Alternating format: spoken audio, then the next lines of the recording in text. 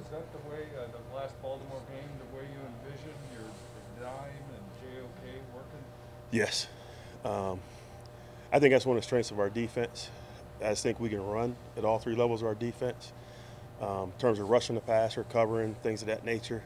And I think it showed itself a little bit in that game. And the production was good. Wish we would have made a couple more plays. But that's what I feel like we're capable of doing.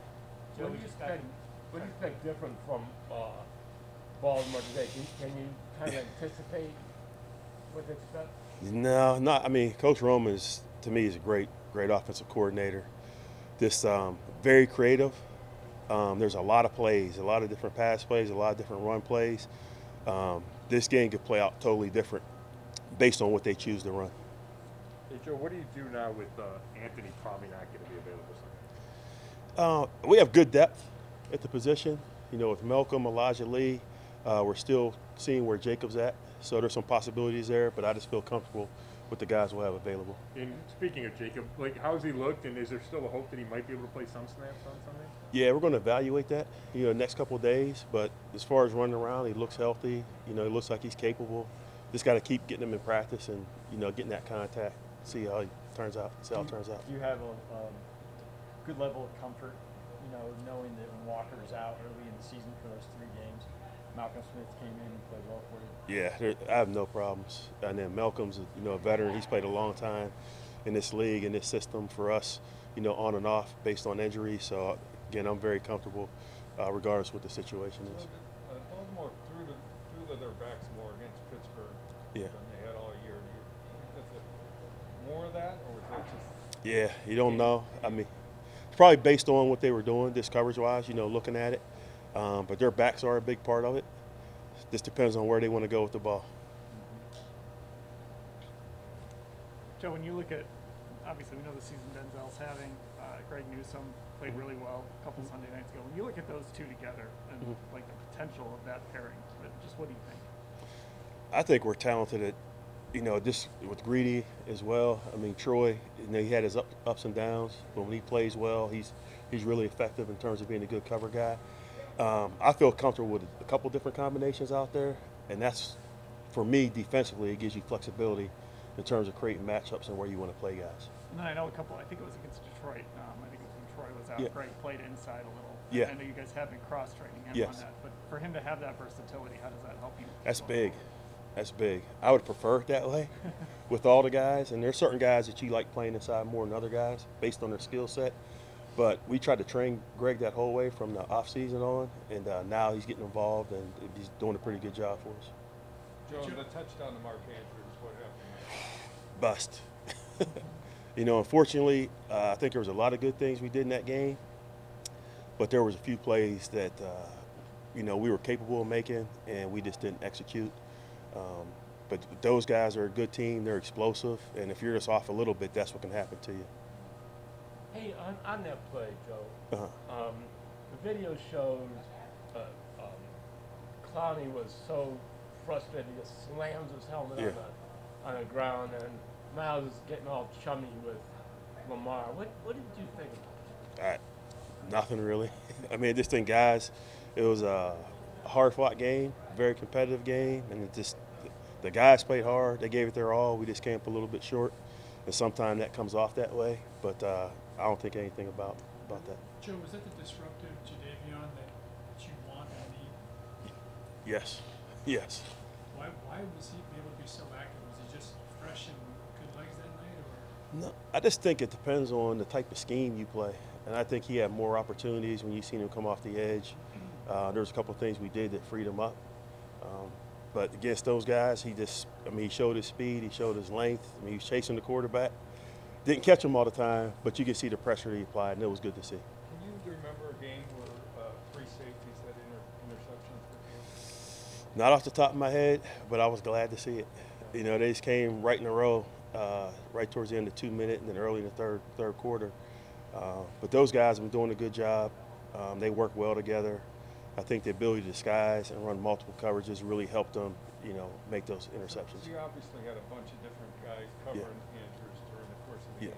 How many would you say different guys were assigned to him? It's just based on call, and then based on how we call it. all three of those guys could cover them.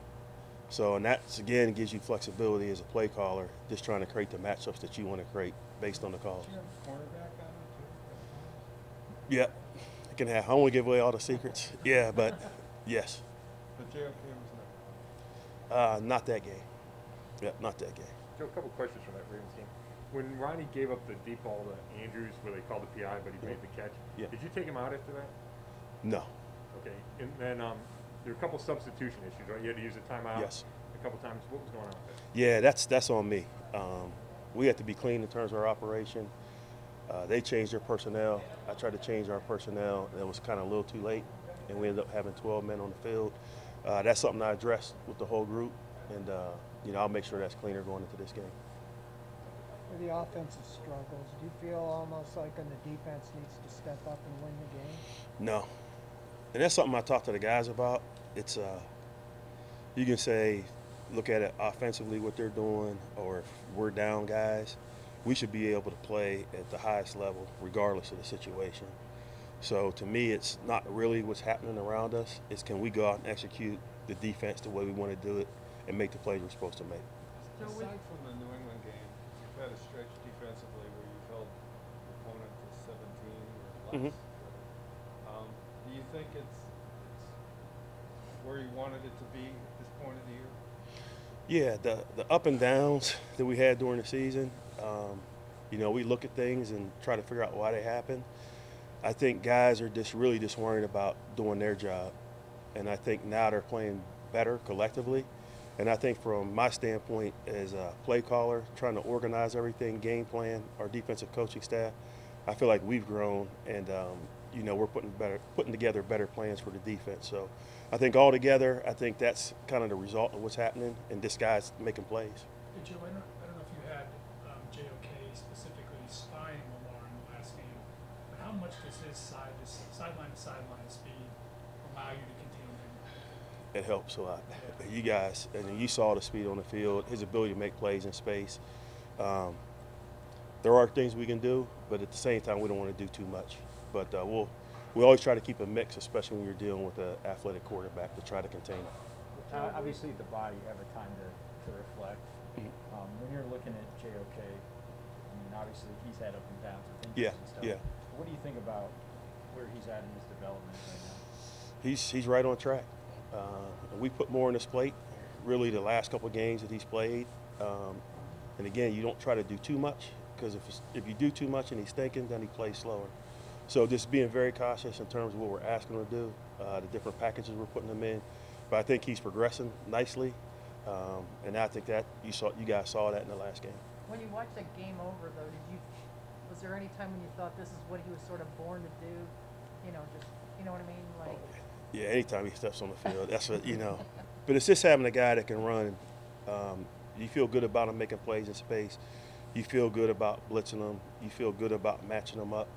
He's kind of that hybrid guy that's like linebacker safety, and we'll continue to use him that way as the season goes on.